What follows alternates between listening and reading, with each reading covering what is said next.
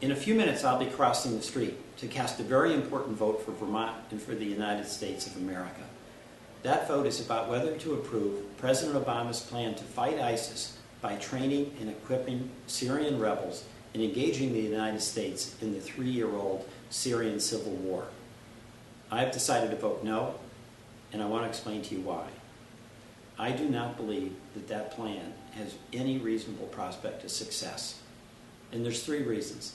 First, it's extremely difficult to have any confidence that we'll be able to find, quote, moderate rebels who will be vetted, trained, equipped, and will go into that battle space and maintain a loyalty to us, as opposed to shift their loyalties opportunistically in that cauldron of conflict. Second, the battle space they're entering is a cauldron of conflict. It involves the brutal forces of Assad. It involves the brutal forces of ISIS. It involves the forces of an al-Qaeda affiliate, the al-Nusra Front.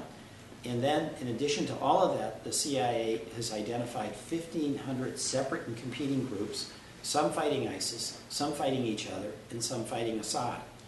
I don't see, practically speaking, how 5,000 to 6,000 new soldiers of questionable loyalty and limited experience will make a meaningful difference in that battle space. And then third, we do not have reliable allies. Our allies in that region, particularly Saudi Arabia and Qatar, they're wealthy, they're threatened by the Islamic State, yet in fact a lot of the funding for the radical jihadists have come from those countries. Also, where are their resources? What are they putting into this? You know, it's one thing to be an ally where you show up for the photo op. It's another when you commit your forces, your army, or your Air Force to the battle that's about protecting your own homeland. We don't have that reliable ally. So those are the 3 reasons I question why any of us can have confidence that this plan will succeed. Now, I want to be clear about something else. ISIS is evil, and I agree with Vice President Biden when he says we should be prepared to follow them to the gates of hell.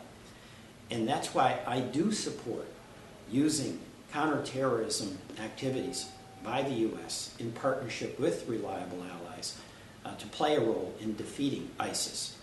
We did that in Kurdistan, where we were able to help avert a genocide. We had a reliable government partner, Kurdistan. They had a moderate army that was effective, the Peshmerga. We should use also our leverage in Baghdad to get that government to end those sectarian policies of Maliki that were so disastrous. The Sunni and Shia have to come together to save themselves and their country. We can play a role, but it's got to be the Iraqi army that we spent billions training that are the boots on the ground that stands up to ISIS.